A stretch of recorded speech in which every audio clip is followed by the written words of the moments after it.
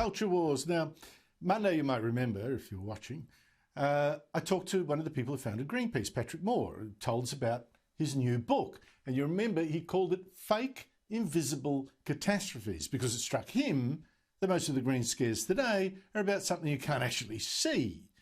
And I couldn't believe it. I've just come across one of the most bizarre examples of exactly that, a fake invisible catastrophe where people are seeing exactly what does not exist. Now, the United Nations last week released a big report to beef up its campaign to scare us all into thinking the planet is in crisis and that we should hand over lots of money and let the experts take over.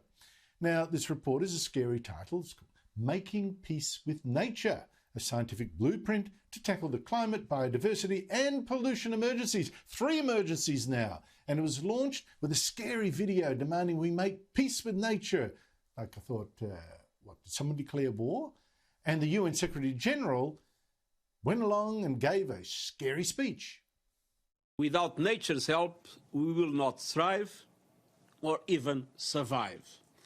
And for too long, we have been waging a senseless and suicidal war on nature. Now, the most mad thing about this report that makes you think, oh, we're committing suicide and there's a war and the planet is, you know, the deep down in the pages of this report, you get this admission that, well, actually, humans are doing pretty well. Over the last 50 years, the global economy has grown nearly 5-fold. The world's population has increased by a factor of 2, but even so, our prosperity per person has also doubled. How about that? That's not a crisis to me. This report says, oh, yes, it is. The planet, it's terrible, at war, global warming, and preaching doom when we're actually getting richer, living longer, eating better. But that's exactly what the United Nations wants to stop, and I kid you not. Its report says, we've got to reduce the negative global effect of our human needs by reducing per capita consumption and production in some regions and human population growth in others, which, boiled down, means that rich people, like Australians, we've got to stop making and buying so much stuff. Cut your consumption. Don't work so hard. And those poorer countries, they've got to stop breeding so much.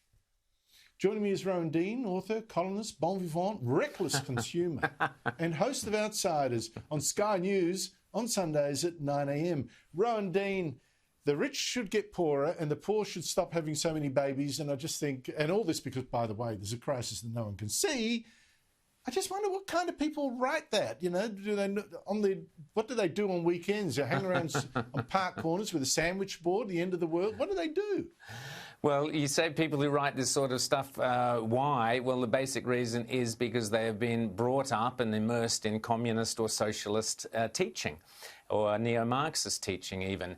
And that is the idea of this war on nature, that consumption is evil, that prosperity is evil, that capitalism is exploitative and evil. So they're brought up to believe this anyway. So when they see people actually, as you pointed out, in poorer countries getting more prosperous, when they see people, for example, we have more green, we have more growth and more plantation and more crops on the planet now than we've certainly had in human history.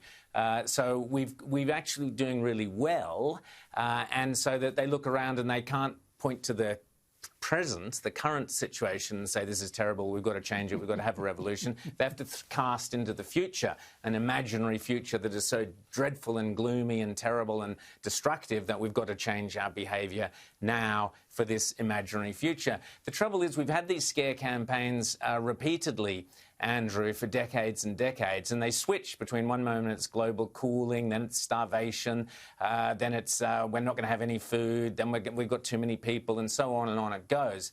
But the bottom line is that mankind works with nature and is working probably more satisfactorily with nature now than it has done in its own history, because nature is not a benevolent creature. Nature is a huge force.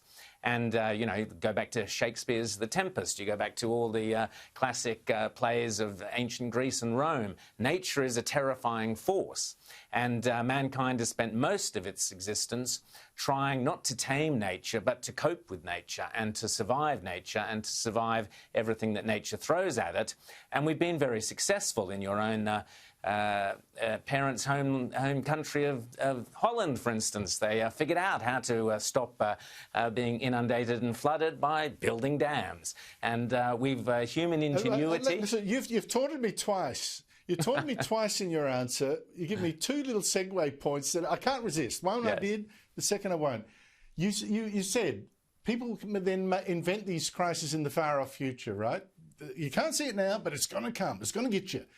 But back in 2004, so when they thought no one's going to know, 17 years ago, one of the two main authors of this report that now says, we've got to consume less and blah, blah, his name is Bob Watson. He used to be head of the Intergovernmental Panel on Climate Change. And he said, we had to pay attention. We had to pay attention. George Bush, then president, had to pay attention to a secret Pentagon report that predicted, because of global warming, cities in Holland, like The Hague, would be abandoned, and large parts of the Netherlands uninhabitable. Deaths from war and famine into the millions, all this by about 2020, like last year. And there'd be a significant drop in our ability to sustain our present population. I'm reading that rich areas like the US and Europe will become virtual fortresses to prevent millions of migrants from entering after their own countries were drowned or couldn't grow crops anymore. None of that's happened. And this same guy who endorsed that report comes up and gives us this one. And we're supposed to think, oh yeah, this might be good. He was wrong then, but this would be, this is 100% take it to the bank.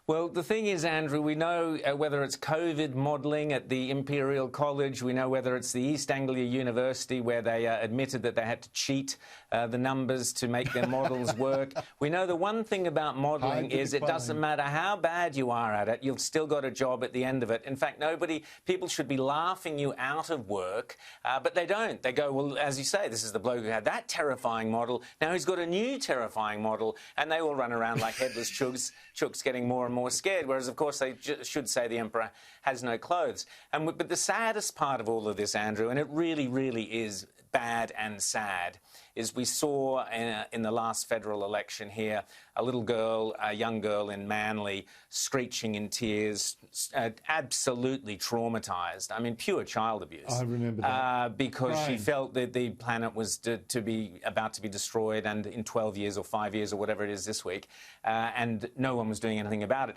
Now, to terrify and terrorise, and that's what it is, terrorism, the teachers and those involved in terrorising our children and the next generation, that to me is a real crime, and where are our politicians standing up and saying this must stop, because it starts at every level, the United Nations, every climate change conference, Greta Thunberg, David Attenborough, you name it. It's terror, terror, terror, traumatise, traumatise, traumatise, abuse, abuse, abuse, and in no other sphere of life would this be tolerated.